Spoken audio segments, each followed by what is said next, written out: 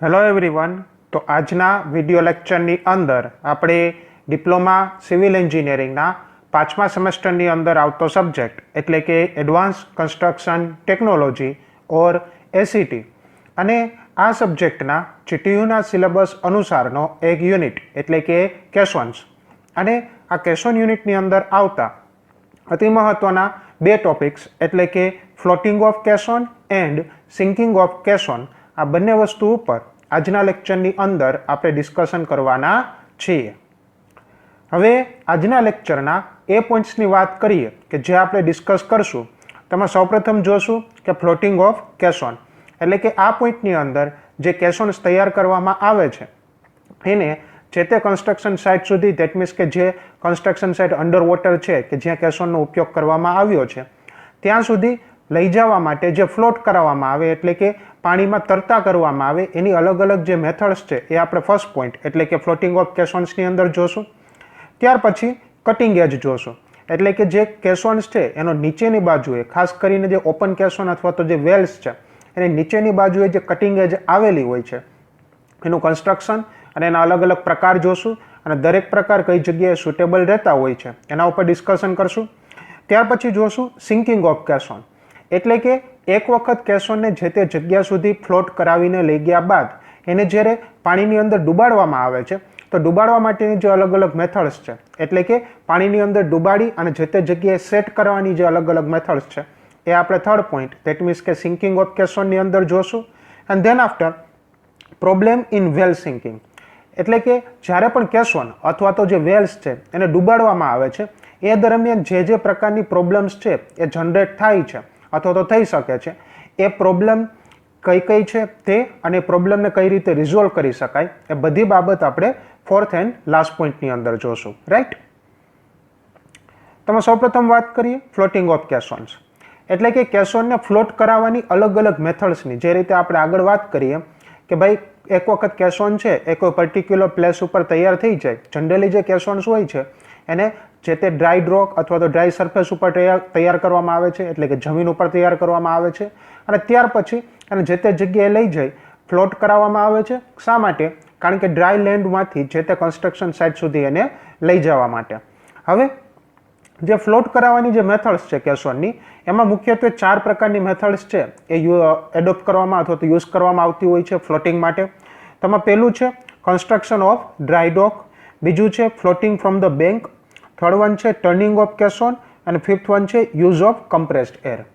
તો વારાફરતી વારા જે આ 4 મેથડ છે હવે એને આપણે ડિટેલમાં સમજશું. તેમાં સૌથી પહેલું આવે છે કન્સ્ટ્રક્શન ઓફ ડ્રાય ડોક. હવે નામ જ ઇન્ડિકેટ કરે છે કે આ પ્રકારના જે કેશોન્સ છે એ કે જેને તૈયાર કરવામાં આવે છે કેના ઉપર? જમીન ઉપર. પરંતુ ઘણી વખત એવું થતું હોય છે કે જે કન્સ્ટ્રક્શન સાઇટ છે ત્યાંથી જે ફ્રી લેન્ડ અથવા તો ડ્રાય સરફેસ છે એ બહુ દૂર આવેલી હોય છે. તો એવા કેસીસમાં કન્સ્ટ્રક્શન સાઇટની નજીક જ એક ડ્રાય ડોક તૈયાર કરવામાં આવે છે. રાઈટ. તો આ જે મેથડ છે કે જેની અંદર કેશોનને ડ્રાય ડોક સુધી પહોંચાડવામાં આવે છે, ત્યાં એને કન્સ્ટ્રક્ટ કરવામાં આવે છે અને ત્યાર પછી જે કમ્પ્લીટ થયેલો કેશોન છે એને જે તે સાઇટ સુધી ફ્લોટ કરવામાં આવે છે. રાઈટ. હવે જો ડ્રાય ડોકના આપણે પોઝિશનની વાત કરીએ તો કે dry dock is constructed on the upstream side એટલે કે જો નદીની વાત કરીએ તો જે જગ્યાએ કન્સ્ટ્રક્શન સાઇટ છે એની જે અપસ્ટ્રીમ હોય એ બાજુએ જ ડ્રાય ડોક છે ને તૈયાર કરવામાં આવતા હોય છે. શા માટે? કારણ કે અપસ્ટ્રીમ બાજુએ તમે ડ્રાય ડોક તૈયાર કરશો જેને કારણે શું થશે કે જ્યારે પણ તમારે કેશોનને ફ્લોટ કરી અને જે તે કન્સ્ટ્રક્શન સાઇટ સુધી લઈ જવા હશે એવા સમયે જે નેચરલ ફ્લો છે, જે નદીની જે સ્ટ્રીમ છે એને એ સ્ટ્રીમ જ એ કેશોનની ઉપર ફોર્સ લગાડશે અને તમારે વધારાના પાવરની જરૂર પડશે નહીં અને નેચરલી જ તમે જે કેશોન છે એને ફ્લોટ કરાવીને જે તે કન્સ્ટ્રક્શન સાઇટ સુધી લઈ જઈ શકશો. તમે આગળ વાત કરીએ કે the required portion of caisson is build on a dry dock. ઘણી વખત એવું થતું હોય છે કે જો નાની સાઇઝના કેશોન હોય તો આખા જે ડ્રાય ડોકની અંદર તૈયાર કરવામાં આવે છે. પરંતુ જો મોટી સાઇઝના કેશોન છે અથવા તો જ્યારે પાણીની ઊંડાઈ વધારે છે અને એવા કેસીસમાં તમારે કેશોનની રિક્વાયરમેન્ટ છે તો એવા કેસીસમાં જે કેશોન્સ છે એના અમુક પોર્શનને ડ્રાય ડોક સુધી ડ્રાય ડોકમાં તૈયાર કરવામાં આવે છે અને ત્યાર પછી દરેક જે પોર્શન છે કેશોનનો એને જે તે કન્સ્ટ્રક્શન સાઇટ સુધી લઈ જવામાં આવતા હોય છે. રાઈટ. હવે કઈ રીતે એને ફ્લોટ કરવામાં આવે છે એની વાત કરીએ તો કે the dry dock is then flooded to float out the prepared portion of the caisson એટલે કે ડ્રાય ડોક છે એનું કન્સ્ટ્રક્શન એવી રીતે કરેલું હોય છે કે એમાં આગળ અને પાછળ બંને બાજુએ મોટા દરવાજા હોય છે, મેટલના બનેલા હાઇડ્રોલિક ડોર્સ તમે કહી શકો, અથવા તો હેવી મેટલના દરવાજા હોય છે. આ દરવાજાનું મુખ્ય કાર્ય શું હોય છે કે જ્યારે પણ કેસોનનું કન્સ્ટ્રક્શન ચાલતું હોય એવા સમયે બંને સાઈડથી દરવાજા પેક થઈ જાય છે અને જે ડ્રાય ડોકની આજુબાજુનું જે પાણી છે એને જે તે ડ્રાય ડોકની અંદરનો એરિયા છે, એટલે કે જ્યાં કન્સ્ટ્રક્શન થાય છે, કન્સ્ટ્રક્શન સ્પેસ છે, ત્યાં આવવા દેશે નહીં. એટલે કે ડ્રાય સ્પેસ પ્રોવાઈડ કરશે. એક વખત આખું કેસોન કમ્પ્લીટ થઈ જાય ત્યાર પછીના દરવાજા ખોલવામાં આવે છે, જેને કારણે શું થશે કે જે પાણી છે એ બધું પાણી જે ડ્રાય ડોક છે એમાં ફ્લડેડ એટલે કે ભરાઈ જશે અને કેસોન નેચરલી તરવા માંડશે. આ જ વસ્તુ જ્યારે મોટા શિપ બિલ્ડિંગ થતું હોય, દેટ મીન્સ કે જે શિપ બિલ્ડિંગ યાર્ડ અથવા તો ડોક છે એની અંદર પણ એ જ કોન્સેપ્ટ યુઝ કરવામાં આવે છે. એમાં એક બાજુએ દરવાજા લગાડેલા હોય છે. આખું શિપ એક વખત તૈયાર થઈ જાય ત્યાર પછી એના દરવાજા મારફતે પાણી અંદર એન્ટર કરાવીને શિપને ફ્લોટ કરાવવામાં આવે છે અને નેચરલ ફ્લોટિંગથી જ શિપને બહાર કાઢવામાં આવે છે, right. Then after the caissons will be properly anchored when it is float and loading. એટલે કે એક વસ્તુ ફિક્સ છે કે એન્કર બટ ઓબ્વિયસ થિંગ છે કે જે ડ્રાય ડોક છે એ મૂવિંગ સ્ટ્રીમની અંદર બનાવવામાં આવેલો છે, એટલે કે પાણીનો ફ્લો હશે અથવા તો જો વોટર હશે તો વોટરનો કરંટ હશે. તો એવા કેસીસની અંદર શું થશે કે કેસોનને અનસ્ટેબલ થવા, એની જે રિક્વાયર્ડ પાથ છે એનાથી દૂર જવાના ચાન્સીસ રહેતા હોય છે. એટલા માટે જે કેસોન છે એને પ્રોપરલી એન્કરેજ કરેલા હોય છે. ધેટ મીન્સ કે અલગ અલગ વસ્તુઓ સાથે અથવા તો વ્યવસ્થિત ખાસ કરીને ટગબોટનો ઉપયોગ કરવામાં આવે છે. ટગબોટ્સનું મુખ્ય કાર્ય શું હોય છે કે કેસોનને પર્ટિક્યુલર ડાયરેક્શન આપવી ડ્યુરિંગ ધ ફ્લોટિંગ. હવે આના માટે શું કરવામાં આવે છે, ઘણી વખત ટગબોટ અથવા તો એના સિવાયનો ઓપ્શન શું છે તો કે આરસીસીના બનેલા પ્રીકાસ્ટ બ્લોકનો ઉપયોગ કરવામાં આવે છે. અને એ આરસીસીના બનેલા પ્રીકાસ્ટ બ્લોકનો ઉપયોગ ક્યારે કરવામાં આવે છે કે જ્યારે કેસોન છે એની પર્ટિક્યુલર રિક્વાયર્ડ પોઝિશન સુધી પહોંચી જાય ત્યાં આ આરસીસીના પ્રીકાસ્ટ બ્લોક લગાડેલા હોય છે અને એની મદદથી કેસોનને પર્ટિક્યુલર જગ્યાએ સ્થિર રાખવામાં આવે છે, રાઈટ. ત્યાર પછી વાત કરીએ floating from a bank. Bank એટલે કે જ્યારે પણ કેસોન છે કોઈ નદીની અંદર યુઝ કરવાનો છે, એવા કેસીસમાં નદીના કિનારે જો કેસોનને તૈયાર કરવામાં આવે છે અને ત્યાર પછી એને ફ્લોટિંગ કરાવીને જે તે નદીની વચ્ચે અથવા તો જે જગ્યાએ કેસોનની રિક્વાયરમેન્ટ છે ત્યાં સુધી લઈ જવામાં આવે છે. તો આની અંદર શું કરવામાં આવે છે તો કે in this method caisson is constructed at the bank of river and then floated into the river, right. હવે તમે ફિગરમાં જુઓ એ રીતે કે જો નદી છે, આ જે મેથડ છે એને બે અલગ અલગ રીતે જોઈ શકાય છે. એક નદી એવી છે કે જેના જે બેંક છે એટલે કે જે કિનારા છે તેની ઉપરનો જે ઢાળ છે એ બહુ સ્ટીપ છે, એટલે કે ઢાળની વેલ્યુ બહુ વધારે છે, જે તમે ફિગરમાં જોવો છો એ રીતે. તો એવા કેસીસમાં શું કરવામાં આવે છે તો કે in the case of river with a steep slope at a bank the girder are placed horizontally with the help of piles. લાઈ તમે ફિગરમાં જોવો એ રીતે કે પહેલા વર્ટિકલ પાઇલ્સ અટેચ કરવામાં આવે છે આખા સ્લોપ ઉપર અને ત્યાર પછી એક ગ્રીડર્સ એટલે કે ગર્ડર છે એ લગાડવામાં આવે છે. ગર્ડરનો મોટા ભાગનો ભાગ છે એ બેંક ઉપર સપોર્ટ કરેલો હોય છે, જ્યારે બાકીનો ભાગ છે જે સસ્પેન્ડેડ પોઝિશનમાં છે અને નીચેની બાજુએ પાલની મદદથી સપોર્ટ કરેલો હોય છે, રાઈટ. ત્યાર પછી શું થશે કે જે કેસોન છે કે જે નદીના કિનારે તૈયાર કરવામાં આવ્યો છે એને રોલ કરવામાં આવશે. રોલ કરવામાં આવશે ધેટ મીન્સ કે એની નીચે ટેમ્પરરી રોલર્સ લગાડવામાં આવશે અને એને જે ગિર્ડર છે એની ઉપર શું કરવામાં આવશે, રોલ કરવામાં આવશે. જેને કારણે શું થશે કે ગર્ડર ઉપર કેસોન રોલ થશે અને સીધો ડાયરેક્ટલી કે જ્યાં પાણીની ઊંડાઈ વધારે હોય ત્યાં કેસોનને ખાલી ધક્કો મારી દેવામાં આવશે. હવે આ સમયે ખાસ ધ્યાન રાખવાનું રહે કે કેસોનનો જે બોટમ ભાગ છે એ નદીની બાજુએ રહેશે અને જે ટોપ પોર્શન છે એ નદીથી ઓપોઝિટ ડાયરેક્શનમાં રહેશે. એને કારણે શું થશે કે જ્યારે પણ કેસોન નદીની અંદર અથવા તો ગિર્ડરમાંથી નદીની અંદર પડશે એવા સમયે જે નીચેનું તળિયું છે એ ઊંડાઈ ઉપર હશે, એટલે કે પાણીની ડેપ્થ છે વધારે હશે, જેના કારણે કેસોન ઉપર જે ઇમ્પેક્ટ પડે છે એ ઓછું થઈ જશે અથવા તો કેસોન છે ડાયરેક્ટલી હાર્ડ સરફેસને ભટકાશે નહીં અને સીધો એ કેસોન તરવા માંડશે, રાઈટ. હવે જો બીજા કેસની વાત કરીએ કે જ્યારે જે નદીના કિનારાનો જે સ્લોપ છે એટલે કે ઢાળ છે એટલો બધો સ્ટીપ નથી, ટૂંકમાં જનરલ અથવા તો કેવો ઢાળ છે તો કે વાત કરીએ કે જેન્ટલ સ્લોપ છે. જેન્ટલ સ્લોપ એટલે કે ઢાળની વેલ્યુ એટલી બધી નથી, અહીં તમે ફિગરમાં જુઓ એ રીતે. તો એવા કેસીસમાં શું કરવામાં આવે છે કે અહીં તમે ફિગરમાં જુઓ એ રીતે કે સ્લીપવે તૈયાર કરવામાં આવે છે. સ્લીપવે એટલે કે લસરપટ્ટી જેવી રચના હોય છે અને એ જ વસ્તુ જે ગિર્ડર કામ કરે છે એ જ વસ્તુ આ કેસની અંદર કોણ કાર્ય કરશે, સ્લીપવે કરશે. તેના આફ્ટર શું થશે કે કેસોનને નીચેની બાજુએ જે રિવર છે અથવા તો જે રોલર્સ છે, રોલરની ઉપર એક પર્ટિક્યુલર સ્ટ્રક્ચર તૈયાર કરી કે જેને કારણે સ્લીપવે દરમિયાન પણ કેસોન કેવી કન્ડિશનમાં રહીએ, હોરિઝોન્ટલ કન્ડિશનમાં. એ રીતે એની ઉપર રાખીને ત્યાર પછી કેસોનને આ જે સ્લીપવે છે એમાં સ્લાઇડ કરવામાં આવશે. જેના કારણે શું થશે કે કેસોન છે ઇઝીલી સ્લાઇડ થતો જશે અને એક સમય એવો આવશે કે જ્યારે કેસોન પાણીના સંપર્કમાં આવશે એટલે ઓટોમેટિકલી એ તરવા માંડશે. રાઈટ. ધેન આફ્ટર આ પ્રકારના જે સ્ટ્રક્ચર છે અથવા તો આ પ્રકારનું જે વસ્તુ છે, મેથડ છે, એની અંદર કોઈ પણ પ્રકારનું એક્સ્ટ્રા પાવરની રિક્વાયરમેન્ટ રહેતી નથી. માત્ર ને માત્ર ગ્રેવિટીની મદદથી કેસોન છે એ જે સ્લાઇડર અથવા તો સ્લીપવે છે એની ઉપર સ્લાઇડ થશે. રાઈટ. ત્યાર પછી વાત કરીએ ટર્નિંગ ઓફ કેસોન. હવે ટર્નિંગ ઓફ કેસોન મેથડ ક્યારે એડોપ્ટ કરવામાં આવે છે કે જ્યારે પણ તમારે કેસોનનું જે ફ્લોટિંગ છે એ એવી જગ્યાએ કરાવવું છે કે જ્યારે પાણીની ઊંડાઈ બહુ વધારે છે, એટલે કે ગ્રેટર ડેપ્થ ઓફ વોટર હશે એવા કેસીસમાં તમારે કરાવવું છે, તો ત્યારે આ ટર્નિંગ ઓફ કેસોન મેથડનો ઉપયોગ કરવામાં આવે છે. હવે નામ જ ઇન્ડિકેટ કરે છે કે ટર્નિંગ ઓફ કેસોન મેથડ.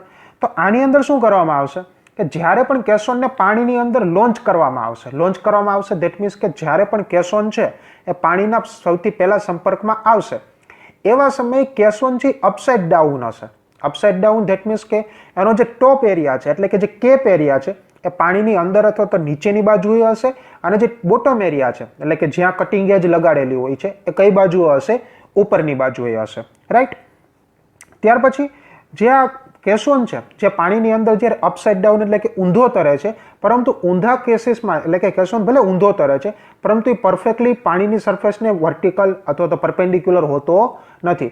એવા કેસીસમાં પણ કેસોનનું થોડુંક સ્લાઇટલી ટિલ્ટિંગ આપેલું હોય છે. ધેટ મીન્સ કે એની એક બાજુ છે થોડી ઉપર હોય છે, બીજી બાજુ કેવી હોય છે, નીચેની બાજુએ હોય છે. રાઈટ.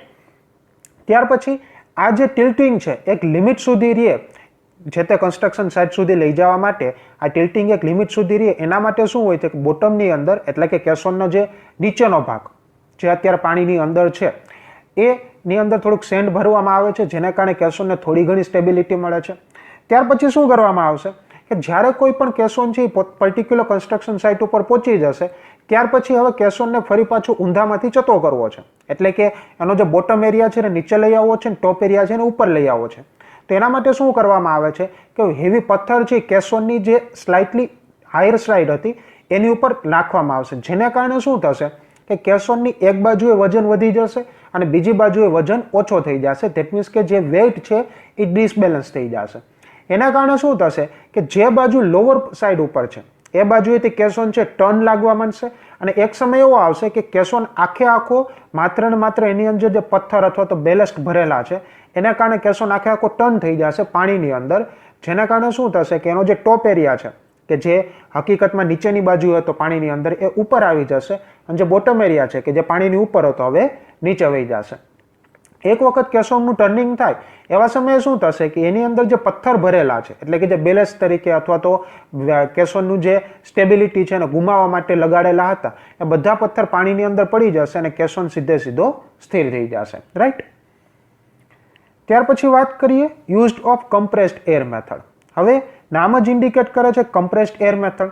તો આ મેથડની અંદર શું કરવામાં આવશે કે જે કેસોન છે કે જેનો પોર્શન આખો કમ્પ્લીટ થઈ ગયો છે અથવા તો આખો કેસોન એનો ઉપરનો જે એરિયા છે એટલે કે જે ઉપરનો ભાગ છે એની ઉપર એક સ્ટીલનો ડોમ પ્રોવાઈડ કરવામાં આવશે, જેના કારણે શું થશે કે નીચેની બાજુએથી કેસોન ખુલ્લો હશે પરંતુ ઉપરની બાજુએથી કેસોન કેવો હોય છે, પેક હશે. ધેટ મીન્સ કે એક ન્યુમેટિક કેસોન જેવી રચના થશે. ત્યાર પછી શું થશે કે જે ન્યુમેટિક કેસોન અથવા તો જે ડોમ ઉપર તૈયાર કરેલો છે એની અંદર કમ્પ્રેસ્ડ એર ભરવામાં આવશે. હવે કમ્પ્રેસ્ડ એર ભરવાના કારણે શું થશે કે એરનું નીચેની બાજુએથી પાણી છે, ઉપરની બાજુએથી એરટાઇટ સ્ટીલનું ડોમ છે, જેના કારણે જે કમ્પ્રેસ્ડ એર છે એ ઉપરની બાજુએ ડોમ અને નીચેની બાજુએ સ્ટીલ એ બંનેની વચ્ચે ટ્રેપ થઈ જશે, જેને કારણે એ કેસોનને પાણીની અંદર ડૂબવા દેશે નહીં. ત્યાર પછી એ કેસોનને જે તે જગ્યાએ ફ્લોટિંગ કરાવશે, ધેટ મીન્સ કે ફ્લોટ કરાવવામાં આવશે અને એક વખત કેસોન પર્ટિક્યુલર કન્સ્ટ્રક્શન સાઇટ ઉપર પહોંચી જાય ત્યાર પછી ધીરે ધીરે એમાંથી કમ્પ્રેસ્ડ એર કાઢી અને લાસ્ટમાં ઉપરનો જે સ્ટીલ ડોમ છે એને રિમૂવ કરી અને આખા કેસોનને શું કરવામાં આવે છે, પાણીની અંદર ડુબાડવામાં અથવા તો જે તે કન્સ્ટ્રક્શન સાઇટ ઉપર સેટ કરવામાં આવે છે. રાઈટ. તો આ હતી અલગ અલગ મેથડ પણ કેની, તો કે ફ્લોટિંગ ઓફ કેસોનની. રાઈટ. ત્યાર પછી વાત કરીએ કટિંગ એજ. તો કેસોનના અલગ અલગ પાર્ટ્સની વાત કરીએ એમાં સૌથી નીચેનો જે પાર્ટ હોય છે એને શું કહેવામાં આવે છે, કટિંગ એજ કહેવામાં આવે છે. હવે કટિંગ એજનું મુખ્ય કાર્ય શું હોય છે કે કઈ ફેસિલિટી આપે છે કે જ્યારે પણ કેસોનનું સિંકિંગ થાય છે એટલે કે ડૂબે છે અને ડૂબવા દરમિયાન કેસોન છે પર્ટિક્યુલર સાઇટ ઉપર સેટ થઈ જાય અને જે સાઇટ જે અંડર વોટર સાઇટ છે એનું જે તળિયું છે એ તળિયા સાથે વ્યવસ્થિત ફિક્સ થઈ જાય અને કેસોનનું પ્લેસિંગ થાય એના માટે નીચેની બાજુ એક ધારદાર એજ આપેલી હોય છે જેને શું કહેવામાં આવે છે? કટિંગ એજ કહેવામાં આવે છે. હવે જો કટિંગ એજની ખાસિયતની વાત કરીએ તો એ મજબૂત હોવી જોઈએ. શા માટે મજબૂત હોવી જોઈએ? કારણ કે જ્યારે પણ કેસોનનું સિંકિંગ થતું હશે એવા સમયે એ જે કન્સ્ટ્રક્શન સાઇટનું જે બેડ એરિયા છે એનું જે મટીરિયલ છે એને કટ કરતું હશે, એની ઉપર ફોર્સ આપતું હશે. તો એવા સમયે શું થશે કે જેટલો પણ કટ કરશે એવી જ રીતે રિએક્શન ફોર્સ લાગશે જમીનમાંથી. તો જે અર્થમાંથી જે રિએક્શન ફોર્સ આવે છે એને એબ્ઝોર્બ કરવો પડે છે. ત્યાર પછી એનો જે શેપ છે કેવો હોવો જોઈએ? નાઇફ શેપ જેવો હોવો જોઈએ. દેટ મીન્સ કે એનો જે ધાર છે એનો આકાર કેવો હોવો જોઈએ? ચાકાની ધાર જેવો હોવો જોઈએ. જેને કારણે શું કરે કે જ્યારે પણ કેસોનને જમીનની અંદર પ્લેસ કરવો છે ત્યારે આજુબાજુનું જે અર્થ મટીરિયલ છે એને ઇઝીલી કટ કરી શકે અને એની ઉપર વધારાના કોઈ એક્સ્ટ્રા સ્ટ્રેસ અથવા તો સ્ટ્રેન જનરેટ ન થાય. હવે જો શેપની વાત કરીએ, આપણે કીધું કે નાઇફ શેપ હોય છે પણ એમાં પણ પર્ટિક્યુલર શેપની વાત કરીએ તો જે આ જે કટિંગ એજ છે એની બે બાજુઓ હોય છે, બે ફેસ હોય છે. એમાંથી જે એક ફેસ છે ઇન્ક્લાઇન્ડ પોઝિશનમાં હોય છે અને જે ઇન્ક્લાઇન્ડ પોઝિશનની જે ફેસ છે એના જો ઇન્ક્લિનેશનની વાત કરીએ તો એ 1:2 નો સ્લોપ આપેલો હોય છે, પણ કેની સાથે? વર્ટિકલ સાથે 1:2 નો સ્લોપ આપેલો હોય છે. જ્યારે બાકીની જે બાજુ છે એટલે કે બીજી ફેસ છે એ કમ્પ્લીટલી વર્ટિકલ હોય છે અથવા તો બીજા ટર્મની અંદર કહીએ તો સ્ટિંગ સાથે પેરેલલ હોય છે. રાઈટ? ત્યાર પછી આ જે કટિંગ એજ છે એની અમુક ખાસિયતની વાત કરીએ અથવા તો રિક્વાયરમેન્ટની વાત કરીએ તો જે કટિંગ એજ છે એ કેપેબલ હોવી જોઈએ. કેના માટે? તો કે સડન સિંકિંગ એટલે કે અચાનક જ કેસોન ડૂબી જાય એ અટકાવવા માટે આ કેપેબલ હોવી જોઈએ કટિંગ એજ. ધેટ મીન્સ કે કટિંગ એજ છે એ વેલનું અથવા તો જે કેસોન છે એનું સિંકિંગને પણ કંટ્રોલ કરતી રહેવી જોઈએ. અને સાથે સાથે જ્યારે પણ કેસોન છે એ કોઈ પર્ટિક્યુલર સાઇટ ઉપર નીચે બેડ એરિયામાં પ્લેસ થઈ જાય ત્યાર પછી એક વોટર ટાઇટ સીલ પણ એ તૈયાર કરતી રહેવી જોઈએ. જેના કારણે શું થશે કે જ્યારે પણ કેસોનનું ડીવોટરિંગ કરીને એમાં કન્સ્ટ્રક્શન વર્ક ચાલુ કરવામાં આવે એવા સમયે આજુબાજુનું પાણી છે એ કેસોનની અંદર ન આવી શકે. રાઈટ? હવે જો અમે આગળ વાત કરીએ કે કટિંગ એજના પ્રકારની તો હકીકતમાં કટિંગ એજના બે પ્રકાર છે. પહેલું છે શાર્પ એન્ડ હોય છે એટલે કે કટિંગ એજ છે એનું જે નીચેની બાજુ છે એકદમ ધારદાર હોય છે અને બીજું હોય છે કેવું હોય છે તો કે બ્લન્ટ એન્ડ હોય છે. ધેટ મીન્સ કે એની ધાર હોતી નથી.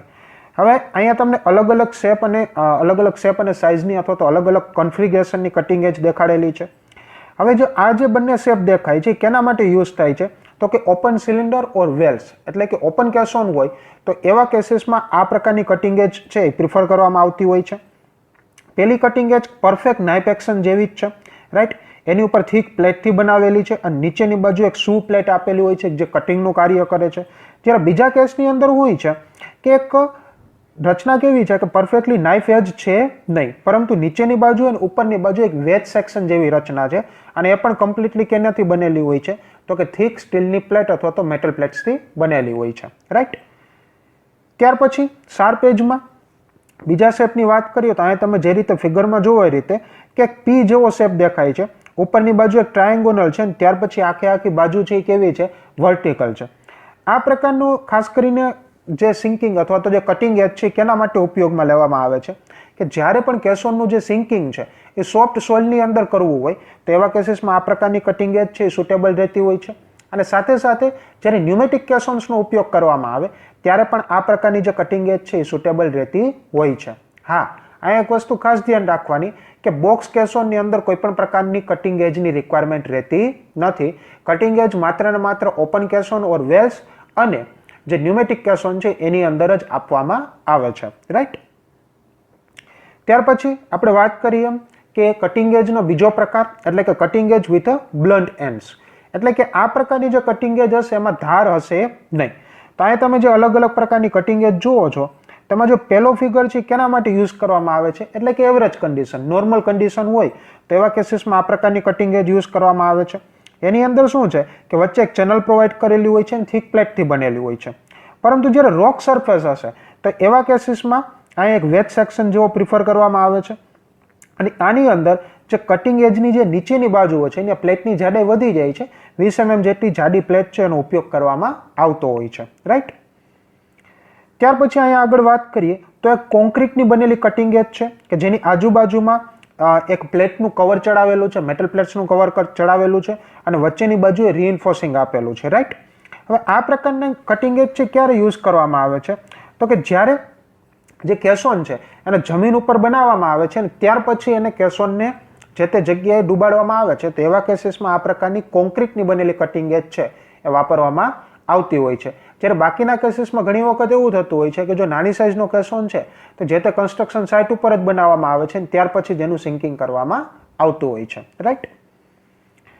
ત્યાર પછી વાત કરીએ સિંકિંગ ઓફ કેસોન, એટલે કે કેસોનને ડૂબાડવાની મેથડ. આની પહેલા આપણે જોયું કે જે તે કન્સ્ટ્રક્શન સાઇટથી, એટલે કે જે જગ્યાએ કેસોનનું કન્સ્ટ્રક્શન થાય છે ત્યાંથી એકચ્યુઅલમાં જે જગ્યાએ જે સાઇટ ઉપર એનો ઉપયોગ કરવાનો છે ત્યાં સુધી લઈ જવા માટેની ફ્લોટિંગ, અને ત્યાર પછી એક વખત કન્સ્ટ્રક્શન સાઇટ ઉપર કેસોન પહોંચી જાય ત્યાર પછી એને ડૂબાડવાની જે અલગ અલગ મેથડ્સની વાત કરીએ તો એમાં મુખ્યત્વે 3 પ્રકારની મેથડ છે. પહેલું છે air and water jets method, બીજું છે બ્લાસ્ટિંગ અને ત્રીજું છે સેન્ડ આઇસલેન્ડ. વારાફરતી વાર આમાં જોઈએ તો અમે પહેલી વાત કરીએ એર એન્ડ વોટર જેટ્સ. તો એ નામ જ ઇન્ડિકેટ કરે છે કે આમાં કોઈ પણ પ્રકારનો જેટ્સનો ઉપયોગ કરેલો હશે. જેટ્સ પણ કેના? એર અથવા તો વોટરનો. હવે કોઈ પણ વસ્તુને જેટ ક્યારે કહી શકો તો કે એર અથવા તો વોટરનો ફ્લો બહુ હાઈ વેલોસિટીથી અને ઓછા ડાયામીટરમાં કરવામાં આવે. ધેટ મીન્સ કે ફ્લો છે એનો જે ડાયામીટર અથવા તો જે ફ્લો કરતી જે નોઝલ છે એનો ડાયામીટર બહુ ઓછો હોય પરંતુ એની વેલોસિટી બહુ વધારે હોય તો એવા ફ્લોને જેટ તરીકે કન્સિડર કરવામાં આવે છે. આ જેટની એક ખાસિયત છે કે કોઈ પણ પર્ટિક્યુલર જગ્યાએ અર્થન મટીરિયલ હોઈ શકે અથવા તો હાઈ પ્રેશરના જે જેટ્સ હોય છે એ નાની મેટલની પ્લેટ્સને અને ખાસ કરીને એવા બ્રિટલ સ્ટોન્સ જે માર્બલ આવે છે એનું પરફેક્ટ કટિંગ કરવા માટે પણ જેટ્સનો ઉપયોગ કરવામાં આવે છે. શા માટે? કારણ કે હાઈ પ્રેશરથી જે વોટર બહુ નાના એરિયામાં કોન્સન્ટ્રેટ થાય છે જેને કારણે એનું પ્રેશર વધી જાય છે અને કોઈ પણ વસ્તુને પેનેટ્રેટ કરી શકે છે. તે જ વસ્તુનો અહીં ઉપયોગ કરવામાં આવે છે. તો અહીં જેટ અથવા તો જે એર અથવા તો વોટરના જેટ્સ છે ક્યાં લગાડવામાં આવે છે તો કે જે કટિંગ એજ છે, એટલે કે જે ભાગ કેસોનનો જે ભાગ કે જે સૌથી પહેલા બેડ એરિયા અથવા તો જે બેડ એરિયા ઉપર જે મટીરિયલ છે, અર્થ મટીરિયલ છે એના ડાયરેક્ટ કોન્ટેક્ટમાં આવશે એની બાજુએ લગાડવામાં આવે છે. અને આ કટિંગ એજ આને કારણે શું થશે કે એર અને વોટર જેટ્સ છે એ જે સ્કિન ફિક્શન છે, એટલે કે કેસોન જ્યારે જમીનની અંદર ડૂબતો હશે અથવા તો જમીન ઉપર સેટ થતો હશે ત્યારે બાજુના મટીરિયલને કારણે એની ઉપર જે ફ્રિક્શન લાગે છે, એની સરફેસ ઉપર જે ફ્રિક્શન લાગે છે એટલે કે સ્કિન ફ્રિક્શન એ ઓછું કરશે, જેને કારણે શું થશે કે કેસોનનું જે સિંકિંગ છે એ ઇઝીલી થઈ જાય, રાઈટ. ત્યાર પછી વાત કરીએ કે જો જેટના લોકેશનની વાત કરીએ તો ઘણી વખત એવું હોય છે કે જે જેટ્સ છે એ કેસોનની જે કટિંગ એજ છે એની અંદર, ધેટ મીન્સ કે કેસોન છે એની અંદર જ જેટ લગાડેલા હોય છે, પરંતુ અમુક કેસીસની અંદર એવું થાય છે કે અમુક પર્ટિક્યુલર જેટ્સથી ઇન્ડિપેન્ડન્ટલી વર્ક કરતા હોય છે. ધેટ મીન્સ કે એને કેસોન્સની અંદર કન્સ્ટ્રક્ટ કરેલા હોતા નથી, એને કેસોન સાથે જોડવામાં આવે છે ત્યાર પછી એનું સિંકિંગ કરાવવામાં આવે છે અને એક વખત કેસોનનું સિંક થઈ જાય ત્યાર પછી એને ફરી પાછા બહાર કાઢી લેવામાં આવે છે, રાઈટ. ધેન આફ્ટર એર અથવા તો વોટરને કારણે જે પ્રેશર પડે છે એના કારણે શું થશે કે જે કેસોન છે એનું સિંકિંગ ઝડપથી થશે અને આપણે આગળ વાત કરીએ એમ કે એને કારણે સ્કિન ફ્રિક્શન પણ ઓછું થશે. ત્યાર પછી વાત કરીએ બ્લાસ્ટિંગ. બ્લાસ્ટિંગ એટલે નામ જ ઇન્ડિકેટ કરે છે કે નીચે એક્સપ્લોઝિવ્સનો યુઝ કરેલો હશે. તો કે આ પ્રકારની મેથડ ક્યારે ઉપયોગ કરવામાં આવે અથવા તો કેવા કેસીસની અંદર ઉપયોગ કરવામાં આવે કે જ્યારે પણ કેસોનને ડૂબાડવામાં આવે છે એવા સમયે કેસોનને ડૂબાડતી વખતે કોઈ પણ પ્રકારના ઓબ્સ્ટેકલ આવી ગયા છે. ફોર એક્ઝામ્પલ જે સબસર્ફેસ છે અથવા તો સબ બેડ છે, એટલે કે જે બેડ એરિયા છે ને નીચેની બાજુએ માટી છે એની અંદર કોઈ મોટા પથ્થર છે અથવા તો કોઈ પણ સ્ક્રેપ પડેલો છે, હેવી મેટલ સ્ક્રેપ છે કે જેને તમે એસ્કેવેટ કરીને બહાર કાઢી શકતા નથી. તો એવા કેસીસની અંદર શું કરવામાં આવે કે પહેલા બ્લાસ્ટિંગ કરવામાં આવે છે. બ્લાસ્ટિંગના ઇમ્પેક્ટને કારણે શું થશે કે જે સ્ક્રેપ છે અથવા તો જે ઓબ્સ્ટેકલ છે એ નાના નાના ટુકડામાં તૂટી જશે. એક વખત ટુકડામાં તૂટી જાય અને એનું સ્ટ્રક્ચર નબળું થાય ત્યાર પછી કેસોનને સિંક કરવામાં આવે છે, જેને કારણે શું થશે કે કેસોન પોતાના સેલ્ફ વેઇટ અને કટિંગ એજના એક્શનને કારણે કેસોન છે ઇઝીલી સેટ થઈ જાય, રાઈટ. હવે જે બ્લાસ્ટિંગ એટલે કે બ્લાસ્ટિંગ માટે જે એક્સપ્લોઝિવ્સ વાપરવામાં આવે છે એના લોકેશનની વાત કરીએ તો જે કર્બ લેવલ હોય છે એટલે કે કટિંગ એજની ઉપરની બાજુએ જે કર્બ આપેલો છે એ કર્બના લેવલથી લગભગ 1 થી 2 મીટરની ઊંડાઈએ, એટલે કે કર્બ લેવલ ન્યા હોય એની નીચેની બાજુએ 1 થી 2 મીટર ઊંડા લેવલે એક્સપ્લોઝિવ લગાડવામાં આવે છે. જો એનાથી વધારે ઊંડાઈએ રાખવામાં આવે તો એક્સપ્લોઝિવની ઇમ્પેક્ટ નહીં પડે, પરંતુ જો એનાથી ઓછી ઊંડાઈએ રાખવામાં આવશે તો શું થશે કે અલ્ટિમેટલી કેસોનને જ ડેમેજ કરી નાખશે, રાઈટ. હવે જનરલી જે આ ક્વોન્ટિટી જે હોય છે, દેટ મીન્સ કે જે એક્સપ્લોઝિવની ક્વોન્ટિટી છે એટલી બધી હેવી હોતી નથી. લગભગ 1 ન્યૂટનથી માંડીને 5 ન્યૂટનની વચ્ચેની જ જો પાવર જનરેટ કરે પર્ટિક્યુલર જે બ્લાસ્ટ છે, માત્ર 1 ન્યૂટનથી 5 ન્યૂટન જેટલો જ જે પાવર જનરેટ કરે અથવા તો ફોર્સ જનરેટ કરે એના જેટલી જ હોય છે. પરંતુ એ ખાસ ધ્યાન રાખવાનું રહે કે કોઈ પણ જગ્યાએ જ્યારે પણ આપણે એક્સપ્લોઝિવ્સનો યુઝ કરીએ છીએ ત્યારે એક્સ્ટ્રીમ કેરની એટલે કે એક્સ્ટ્રીમ મેન્ટેનન્સ અને એક્સ્ટ્રીમ કેરની રિક્વાયરમેન્ટ છે. બિકોઝ જે એક્સપ્લોઝિવ્સ છે એને કારણે એક્સિડન્ટ થવાના ચાન્સીસ પણ વધારે રહેતા હોય છે અને એ પણ ચાન્સીસ રહે કે બાજુમાં જે પ્રિપેર્ડ કેસોન છે એને ડેમેજ થવાના પણ ચાન્સીસ રહેતા હોય છે, રાઈટ. ત્યાર પછી વાત કરીએ સેન્ડ આઇસલેન્ડ મેથડ.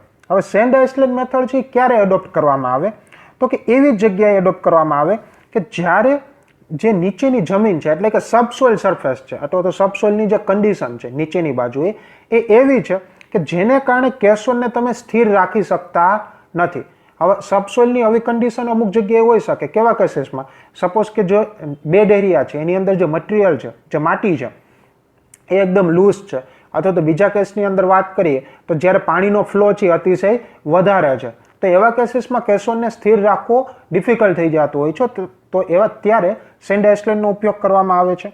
હવે આની અંદર શું કરવામાં આવે છે તો કે અહીંયા તમે જે રીતે ફિગરમાં જુઓ એ રીતે કે પહેલા જે સિલિન્ડર છે એટલે કે જે કેસોન છે એની બંને બાજુએ એક વર્ટિકલ સિલિન્ડર્સ છે અને જમીનની અંદર દાખલ કરવામાં આવે છે અને ત્યાર પછી સિલિન્ડર આખા દાખલ થઈ જાય એટલે કે જે જગ્યાએ કેસોનને તમારે સેટ કરવાનો છે એની બંને બાજુએ સિલિન્ડરને પહેલા દાખલ કરવામાં આવે છે. ત્યાર પછી એની ઉપર રેતી ભરવામાં આવે છે, જેને કારણે શું થશે કે સિલિન્ડરનું વજન વધી જશે અને સ્ટેબિલિટી મળી જશે. ત્યાર પછી જે કેસોન છે આ જે બંને સિલિન્ડર વચ્ચેની જે સ્પેસ છે કે જે એકચ્યુઅલમાં કન્સ્ટ્રક્શન સાઇટ છે ત્યાં આ બંને સિલિન્ડરની વચ્ચે કેસોનને સિંક કરાવવામાં આવશે, જેના કારણે શું થશે કે જે આ સિલિન્ડર છે જે જમીનની અંદર પહેલેથી સ્ટેબલ થઈ ગયા છે અને વ્યવસ્થિત રીતે જામીને મજબૂતાઈથી ઊભા છે એ આ કેસોનને સ્ટેબિલિટી પ્રોવાઈડ કરશે અને જે અનસ્ટેબિલિટીનો જે પ્રશ્ન છે એ સોર્ટ આઉટ થઈ જશે અને કેસોન ઇઝીલી સિંક થઈ જશે, રાઈટ. તો આ હતી અલગ અલગ મેથડ કેની તો કે કેસોનના સિંકિંગની. હવે વાત કરીએ પ્રોબ્લેમ ઇન વેલ સિંકિંગ એટલે કે કેસોનને જ્યારે ડૂબાડવામાં આવે છે ત્યારે એવા સમયે કયા કયા પ્રકારની પ્રોબ્લેમ આવે છે. તો જેટલી પણ પ્રોબ્લેમ આવે છે એને મુખ્ય 3 પાર્ટમાં ડિવાઈડ કરેલી છે. પહેલું છે સેન્ડ બ્લોવિંગ, બીજું છે ટિલ્ટિંગ ઓફ વેલ્સ એટલે કે કેસોન જે છે એ વર્ટિકલી હોતા નથી, ઇન્ક્લાઇન્ડ એંગલ ઉપર થઈ જાય, અને શિફ્ટિંગ ઓફ વેલ્સ એટલે કે જે કેસોન છે એ નીચેની બાજુ મોટી થઈ જાય અને ઉપરની બાજુ કેવી થઈ જાય, નાની થઈ જાય, અથવા તો જે કેસોન છે એ વર્ટિકલી રહેતા નથી. વર્ટિકલી ધેટ મીન્સ કે કોઈ પર્ટિક્યુલર લોકેશન ઉપર નહીં રહે, ત્યાંથી થોડા ઘણા શિફ્ટ થઈ જશે. તો આ 3 મેથડ છે. પહેલામાં sand blowing, second thing tilting એટલે કે ઇન્ક્લાઇન થઈ જશે, અને shifting of wells that means કે એની પર્ટિક્યુલર લોકેશનથી થોડા દૂર વયા જશે, રાઈટ. હવે સૌપ્રથમ વાત કરીએ સેન્ડ બ્લોવિંગ. તો સેન્ડ બ્લોવિંગ ક્યારે અકર થાય અથવા તો ક્યારે જનરેટ થાય કે જ્યારે તમે કેસોનને એવી જગ્યાએ પ્લેસ કરેલું છે કે જ્યાં જે બેડ એરિયા છે અથવા તો જે નીચેનો એરિયા છે એ આખો રેતીથી ભરેલો છે અથવા તો રેતાળ જમીન છે, એની અંદર તમે જ્યારે કેસોનને ફિટ કરો ત્યારે સેન્ડ બ્લોવિંગ થાય છે. અને એમાં પણ ખાસ કરીને જ્યારે પણ કેસોન છે આખો ડૂબી જાય ત્યાર પછી એનું ડીવોટરિંગ કરવામાં આવે એવા સમયે સેન્ડ બ્લોવિંગ છે એ જનરેટ થતું હોય છે. હવે સેન્ડ બ્લોવિંગની અંદર શું થશે કે જે આજુબાજુની જે કેસોનની આજુબાજુની જે સેન્ડ છે એ અચાનક જ જે ડીવોટરિંગ દરમિયાન શું થશે કે કેસોનની અંદર પડવા માંડશે અથવા તો શું થશે કે એનું બ્રેક થવા માંડશે, જેના કારણે શું થશે કે કેસોનની જે આજુબાજુનો જે સરફેસ છે અથવા તો જે માટી છે એની અંદર મોટા ક્રેક જનરેટ થઈ જશે. અને આને કારણે શું થાય છે કે જે માટી છે અથવા તો જે કેસોનની અંદર અથવા તો આજુબાજુની જે પાણી છે એ આ પ્રકારના ક્રેકને કારણે શું થશે કે આજુબાજુનું મટીરિયલ કેસોનની અંદર દાખલ થઈ જશે. ત્યાર પછી શું થશે કેસોનની સ્ટેબિલિટી ગુમાવી શકે છે. હવે એવા કેસીસની અંદર કે જ્યારે પણ કેસોન છે એની અંદર સેન્ડ બ્લોવિંગ ચાલુ થઈ ગયું હોય અને તમને ખબર પડે કે ભાઈ સેન્ડ બ્લોવિંગ થવા માંડ્યું છે તો એવા કેસીસમાં ડીવોટરિંગ પ્રોસેસ તરત જ સ્ટોપ કરાવી દેવી જોઈએ. અને ત્યાર પછી કોઈ પણ મટીરિયલ ખાસ કરીને બંડલ ઓફ ગ્રાસીસ, જો રેતાળ જમીન અથવા તો ચીકણી જમીન હોય તો, અથવા તો બીજા કોઈ પણ સીલિંગ એલિમેન્ટ અથવા તો મટીરિયલનો ઉપયોગ કરીને જે આજુબાજુની રેતી છે કે જે કેસોનની નીચે અંદર આવવા માંડી છે એના તળિયેથી એને રોકવી જોઈએ, રાઈટ. ત્યાર પછી વાત કરીએ ટિલ્ટિંગ ઓફ વેલ્સ, એટલે કે કેસોન જ્યારે ઇન્ક્લાઇન પોઝિશન ઉપર નહીં રહે અને એના કારણે કેસોનની એક બાજુ છે એ થોડી નીચે રહી જશે અને બીજી બાજુ છે થોડી ઉપર રહી જશે, તો એને શું કહેવામાં આવે? ટિલ્ટિંગ ઓફ વેલ્સ કહેવામાં આવે. ખાસ કરીને ટિલ્ટિંગ થવાના કારણો કયા કયા છે? તો કે જો કેસોનની નીચેનો જે એરિયા છે એને ડ્રેગિંગ કરેલું હોય નહીં, દેટ મીન્સ કે અનઇક્વલ ડ્રેગિંગ કરેલું હોય, અથવા તો જે કેસોનની નીચે જે જમીન છે એની પ્રોપર્ટી છે યુનિફોર્મ રહેતી ન હોય, દેટ મીન્સ કે જે જગ્યાએ કેસોન તમારે પ્લેસ કરવાનો છે ત્યાં થોડા સમયે કઠણ માટી આવે ત્યાર પછી અચાનક જ પોચી માટી અથવા તો કીચડ આવતો હોય, તો એવા કેસીસમાં ટિલ્ટિંગ થઈ શકતું હોય છે. હવે આ પ્રકારની જે ટિલ્ટિંગ થાય એને અટકાવવા માટેના જો ઉપાયોની વાત કરીએ કે જેને કારણે કેસોન છે પોતાની પર્ટિક્યુલર પોઝિશન ઉપર આવી જાય, તો એના મુખ્ય 6 ઉપાયો છે. કંટ્રોલ ડ્રેગિંગ આવે છે, ત્યાર પછી eccentric loading, water jetting, pulling the well, pushing by jacks અને યુઝ ઓફ એક્સપ્લોઝિવ્સ. તો વારાફરતીવાળા આ 6 મેથડ કે જે આ ટિલ્ટિંગ જે ટિલ્ટ કેસોન છે અને એકચ્યુઅલ પોઝિશન ઉપર અથવા તો ટ્રુ પોઝિશન ઉપર લેવા માટે જરૂરી છે એને હવે સમજશો. તેમાં પહેલું આવે છે કંટ્રોલ ડ્રેગિંગ. હવે શું થશે કે કેસોન જ્યારે ટિલ્ટ થઈ ગયો હશે તો એના કારણે શું થશે કે કેસોનની એક બાજુ ઉપર હશે ને બાકી બીજી બાજુ છે કઈ હશે? નીચેની બાજુએ હશે. હવે એ જ વસ્તુ તળિયે પણ હશે, દેટ મીન્સ કે જે બેડ એરિયા છે ત્યાં પણ કેસોન છે એની એક બાજુ જમીનની અંદર વધારે ઇન્સર્ટ અથવા પેનેટ્રેટ થઈ ગઈ હશે બીજી બાજુની કમ્પેરમાં. તો કંટ્રોલ ડ્રેગિંગની અંદર શું કરવામાં આવે કે કેસોનની જે બાજુ કે જે નીચેના બેડ એરિયાથી થોડી ઘણી ઉપર છે અથવા તો બેડ એરિયામાં એટલું બધું પેનેટ્રેશન નથી, એ બાજુએ નીચેથી એનું ડ્રેગિંગ એટલે કે ત્યાંથી મટીરિયલને રિમૂવ કરવામાં આવશે, જેને કારણે શું થશે કે એ બાજુનું મટીરિયલ છે આર્ટિફિશિયલી રિમૂવ થશે અને કેસોન છે પોતાની ટ્રુ પોઝિશનમાં આવી જશે. પરંતુ આ પ્રકારની મેથડની અંદર એક્સ્ટ્રીમ કેરની રિક્વાયરમેન્ટ રહેતી હોય છે અને સાથોસાથ જ્યારે પાણીની ઊંડાઈ બહુ વધારે હોય તો એવા કેસીસમાં આ મેથડ સુટેબલ રહેતી નથી. હવે તો બીજી મેથડ આવે છે એસેન્ટ્રિક લોડિંગ. અગેન આની અંદર શું કરવામાં આવે છે કે જ્યારે પાણીની ઉપર એટલે કે સરફેસની ઉપર જ્યારે તમે જોશો તો અગેન એક જ વસ્તુ હશે કે એક બાજુ નીચે હશે કેસોનની, બીજી બાજુ કઈ હશે? ઉપરની બાજુએ હશે. તો જે હાઈ પોઝિશન છે એટલે કે હાયર સાઇડ છે કેસોનની એ બાજુએ વધારાનો લોડ ઉપર નાખવામાં આવે છે, જેના કારણે શું થશે કે કેસોનની એક બાજુએ વધારે ફોર્સ પડશે બીજી બાજુની કમ્પેરમાં અને જેના કારણે શું થશે કે કેસોન છે પોતાની એકચ્યુઅલ પોઝિશનમાં આવી જશે, પણ કેને કારણે? કે જે તમે એસેન્ટ્રિક લોડ આપ્યો છે એના કારણે, રાઈટ? ત્યાર પછી વાત કરીએ વોટર જેટિંગ. તો અગેન જે વસ્તુ આપણે સિંકિંગમાં જોઈ હતી એ જ વસ્તુ અહીંયા કરવામાં આવે છે, એટલે કે વોટર જેટ શું કરશે કે જે સ્કિન ફ્રિક્શન છે એને ઓછું કરે છે. પરંતુ અહીંયા જે વોટર જેટિંગ છે આખા કેસોનમાં કરવાની જગ્યાએ જે હાયર પોઝિશન છે, જે હાયર સાઇડ છે કે જે પાણીના બેડ સરફેસથી થોડી ઉપરની બાજુએ છે એ બાજુએ જ વોટર જેટિંગ કરવામાં આવશે, જેના કારણે શું થશે કે એટલા ભાગમાં જે હાયર સાઇડ છે કેસોનની એ નીચેની બાજુએ આવશે અને કેસોનનું ટિલ્ટિંગ અટકી જશે. ત્યાર પછી વાત કરીએ પુલિંગ ધ વેલ્સ. હવે અમુક કેસીસ એવા હોય કે જ્યારે ડ્રેગિંગ પોસિબલ નથી અથવા તો વોટર જેટિંગ પણ પોસિબલ નથી અથવા તો એસેન્ટ્રિક લોડિંગ પણ પોસિબલ નથી, તો એવા કેસીસમાં શું કરવામાં આવે કે કેસોનની બાજુમાં એક પરમેનન્ટ સ્ટ્રક્ચર તૈયાર કરવામાં આવે અને ત્યાર પછી જે કેસોન છે એને આ જે પરમેનન્ટ સ્ટ્રક્ચર સાથે જોડવામાં આવે, પણ કેની મદદથી? તો કે સ્ટીલના વાયર અને સ્ટીલના સ્ટ્રેપની અથવા તો સ્લીપર્સનો ઉપયોગ કરીને. હવે શું થશે કે આ જે સ્લીપર્સ છે એ શું કાર્ય કરશે કે સ્ટીલના જે વાયર જોડેલા છે એને કારણે જે કેસોન ઉપર ફોર્સ પડે છે એને આખા સરફેસ ઉપર ડિવાઈડ કરી દેશે. ત્યાર પછી કેસોનને ઉપરની બાજુએ એટલે કે ટોપ બાજુએથી ખેંચવામાં આવશે, પણ આનું જે ખેંચાણ બળ કઈ ડાયરેક્શનમાં હશે?